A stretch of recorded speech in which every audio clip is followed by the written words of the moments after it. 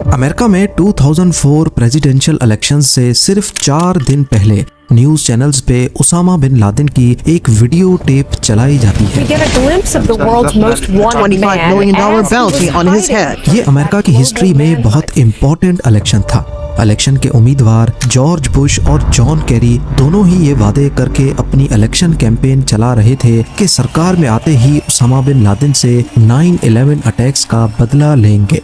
अल जजीरा पर चलाई जाने वाली इस वीडियो टेप में उसामा बिन लादेन को काफी सेहतमंद हालत में देखा जा सकता था, जो 9/11 अटैक्स की जिम्मेदारी पहले से ज्यादा डायरेक्ट अंदाज में कबूल कर रहा था। इस वीडियो रिकॉर्डिंग का मकसद पूरी दुनिया, खास तौर पर अमेरिका को ये दिखाना था कि दुनिया का मोस्ट वांटेड आदमी कहीं ना कहीं अपने आप को बिल्कुल सेफ महसूस कर रहा है। ठीक उसी वक्त जब उसामा बिन लादेन की वीडियो टेप ने अमेरिका में तहलका मचा रखा था, वर्जीनिया में मौजूद CIA हेडक्वार्टर्स में बिन लादेन को ढूंढने के लिए जो स्पेशल टास्क फोर्स बनाई गई थी, उनकी तकरीबन हर लीड ठंडी पड़ चुकी थी। CIA के लिए ये सिचुएशन काफ़ी फ्रस्ट्रेटिंग थी, क्योंकि जो उसामा बिन लादेन आज वीडियो टेप के जरिए एक तरह से अपनी कामयाबी के गीत गा रहा था, उसी बिन लादेन को 3 साल पहले CIA पकड़ने के काफ़ी करीब थी।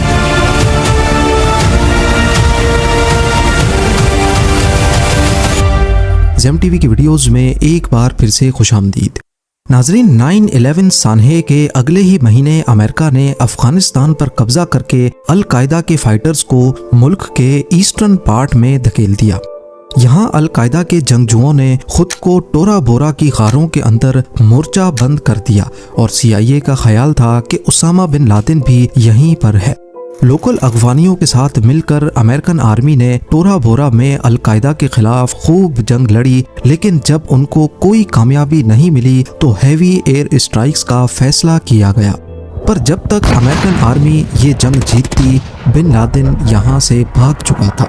लड़ाई खत्म होने के बाद सिर्फ 20 लोग ही पकड़े गए और CIA उसामा बिन लादेन को पकड़ने का पहला सुनहरा मौका गवा बैठी। पर CIA को ये मालूम नहीं था कि यहाँ से पकड़े जाने वाले 20 में से एक आदमी ऐसा है जो बिन लादेन को ढूंढने के लिए उनका रास्ता खोल देगा। ये मोहम्मद अल कहतानी था, जो पकड़े जाने से पहले CIA के लिए बिल्कुल नया नाम था। इसने खुद ही अल कायदा से कनेक्शन की तरदीद की और कहा कि वो अफगानिस्तान में फैल्कन के शिकार के लिए आया है, लेकिन CIA ने जब उसकी फिंगरप्रिंट रिकॉर्ड की तो वो उनके सिस्टम में मैच कर गई। 9/11 सानहे से सिर्फ चंद हफ्ते पहले एक शख्स ने ऑरलैंडो इंटरनेशनल एयरपोर्ट पर यूनाइटेड स्टेट्स में एंटर होने की कोशिश की थी। उसके पास $2800 कैश और 1 वे टिकट था। कस्टम्स एजेंट ने उस शख्स को शक की बिना पर USA में एंटर होने की परमिशन नहीं दी और उसको वहीं से वापस भेज दिया गया। ये शख्स कोई और नहीं बल्कि टोरा बोरा की गारों से पकड़ा जाने वाला अल कहतानी था, जिसकी फिंगरप्रिंट CIA के सिस्टम में पहले से रिकॉर्डेड थी। मोहम्मद अल कहतानी का अल कायदा के साथ कनेक्शन जोड़ने के लिए CIA के पास एक और वजह भी थी। ठीक उसी दिन और उसी वक्त जब इसने USA में एंटर होने की कोशिश की थी, ऑरलैंडो एयरपोर्ट के फोन बूथ से UAE में मौजूद अल कायदा के टेलीफोन नंबर पर एक कॉल की गई थी। क्योंकि अल कहतानी उस वक्त एयरपोर्ट पर ही था, इसी वजह से CIA को शक है कि ये फ़ोन कॉल किसी ऐसे शख्स ने की थी जो उस वक्त अल कहतानी को रिसीव करने आया था, यानी कि उसका साथी। फ़ोन कॉल के अलावा FBI को उसी दिन ऑरलैंडो एयरपोर्ट की पार्किंग में एक लावारिस गाड़ी भी खड़ी हुई मिली। ये गाड़ी मोहम्मद अता ने रेंट पे ली थी, वही मोहम्मद अता जिसने 9/11 अटैक में अमेरिकन एयरलाइंस फ्लाइट 11 को वर्ल्ड ट्रेड सेंटर के नॉर्दर्न टावर से टकराया था। इन सारे वाकयात का मोहम्मद अल कहतानी के साथ कोई ना कोई कनेक्शन तो ज़रूर था। इन्वेस्टिगेशन टीम ने ये नतीजा निकाला कि अल कहतानी को भी 9/11 अटैक्स में हिस्सा लेकर यूनाइटेड एयरलाइंस फ्लाइट 93 को हाईजैक करना था। वो फ्लाइट जो 9/11 में अपना मकसद पूरा नहीं कर पाई और पेंसिल्वेनिया में उस वक्त क्रैश कर गई जब पैसेंजर्स जहाज पर दोबारा कंट्रोल पाने की कोशिश कर रहे थे। इस सारी जांच पड़ताल और कड़ियों से कड़ियां मिलाने के बाद मोहम्मद अल कहतानी से एक बार फिर से इंटेरोगेशन की गई और अब की बार उसने अपना अल-कायदा के साथ कनेक्शन जाहिर कर ही दिया। 3 महीनों के बाद मार्च 2002 में अबू जुबैदा नामी अल-कायदा का एक और मेंबर पकड़ा गया जो ग्रुप को मुख्तलिफ सामान पहुंचाने का काम करता था।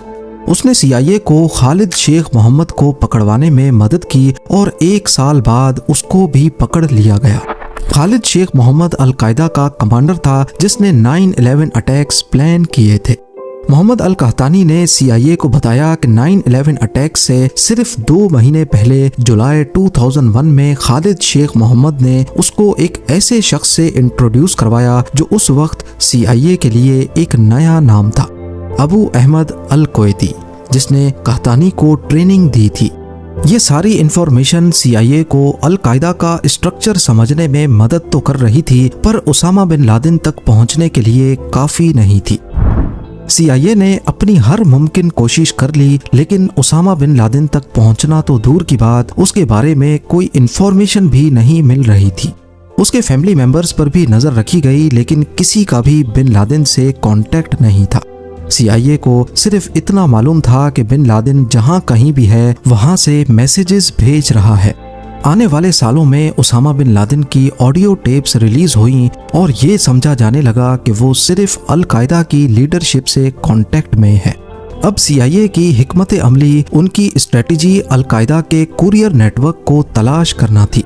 लोगों का वो नेटवर्क जो उसामा बिन लादेन से पैगामात लेकर उसको अल-कायदा के दूसरे लीडर्स तक पहुंचाते हैं।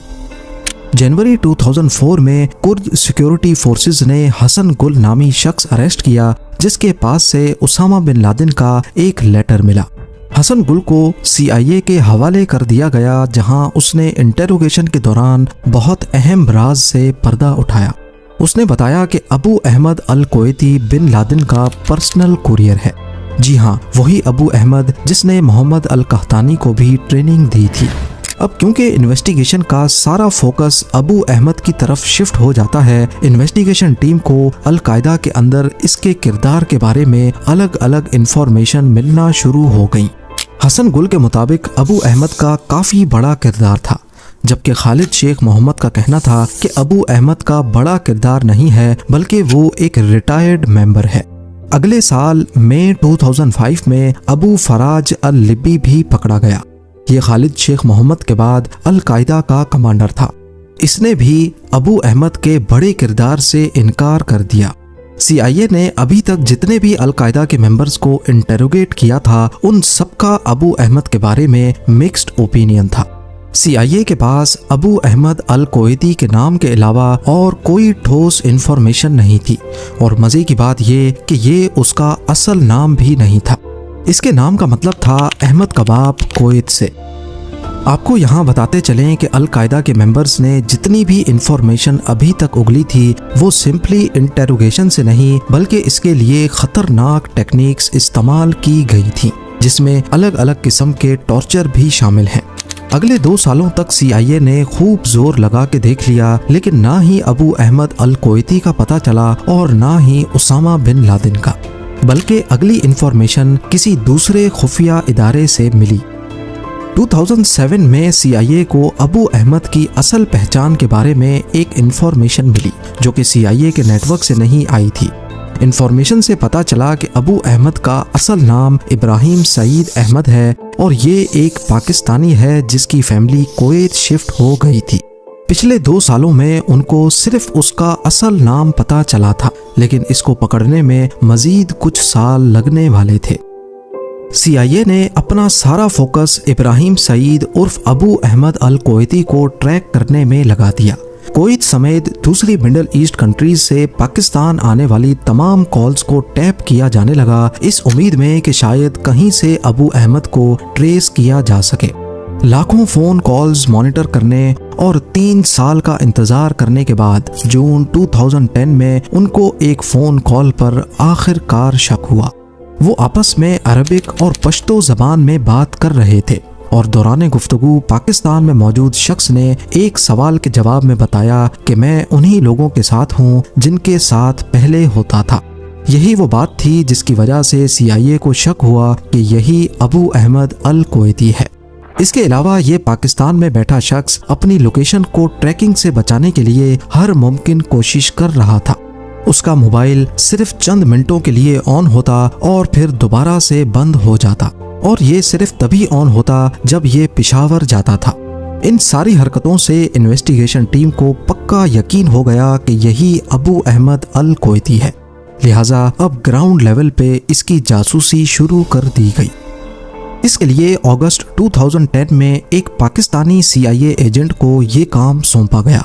पहले उसने पेशावर में अबू अहमद को आइडेंटिफाई किया और उसका पीछा करना शुरू किया।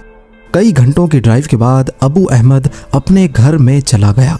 CIA को अबू अहमद के घर का मालूम पड़ चुका था, लेकिन इस बार वो कोई गलती नहीं करना चाहते थे। वो चुपके से उस पर नजर रखने लगे, क्योंकि वो अबू अहमद ही था जो CIA को उसामा बिन लादेन के ठिकाने तक पहुंचा सकता था।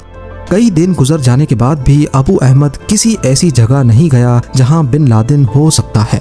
तभी CIA को शक हुआ कि शायद बिन लादेन कहीं और नहीं बल्कि इसी कंपाउंड में अबू अहमद के साथ ही रहता है। बेशक अभी तक अमेरिका को 100% कंफर्म नहीं था, लेकिन जिस शख्स को वो पिछले 10 सालों से ढूंढ रहे थे वो शायद यहीं पर था। यहाँ पर इंटेलिजेंस एजेंसी का काम खत्म हुआ और एक्शन के लिए स्पेशल यूनिट को इस घर में रेड करने का मिशन सौंपा गया। 1 मई 2011 को रात 11 बजे 2 ब्लैक हॉक हेलीकॉप्टर्स अफगानिस्तान की जलालाबाद एयरफील्ड से टेक ऑफ हुए और एबटाबाद में बिन लादेन के कंपाउंड की तरफ बढ़ने लगे। ये मिशन अपने तौर पे काफ़ी कॉम्प्लिकेटेड था, क्योंकि एक तो अमेरिका ने इसके बारे में पाकिस्तान को भी नहीं बताया था, और दूसरा ये कि बिन लादेन का कंपाउंड पाकिस्तानी मिलिट्री एकेडमी से काफ़ी करीब था। इसी वजह से इस मिशन में जो हेलीकॉप्टर्स इस्तेमाल किए गए उनके अंदर सीक्रेट स्टेल्थ टेक्नोलॉजी लगी थी, यानी वो पाकिस्तानी रेडार्स पर शो नहीं होंगे।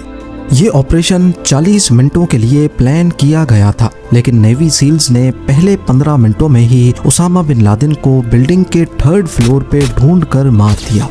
बाकी वक्त उनको बिन लादेन के गार्ड से लड़ने में लग गए और पूरे 38 मिनटों के बाद वो कंपाउंड से बाहर आ गए।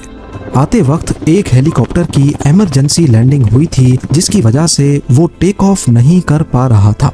इसी वजह से पहले उस हेली को डिस्ट्रॉय किया गया और उसामा बिन लादेन की बॉडी समेत सबको एक ही हेलीकॉप्टर में वापस जाना पड़ा। US ऑफिशियल्स के मुताबिक उसामा बिन लादेन की बॉडी को अगले 24 घंटों के अंदर अंदर सऊदी अरब की परमिशन के साथ अरेबियन सी में बहा दिया गया। उम्मीद है ज़ेम टीवी की ये वीडियो भी आप लोग भरपूर लाइक और शेयर करेंगे। आप लोगों के प्यार भरे कमेंट्स का बेहद शुक्रिया। मिलते हैं अगली शानदार वीडियो में।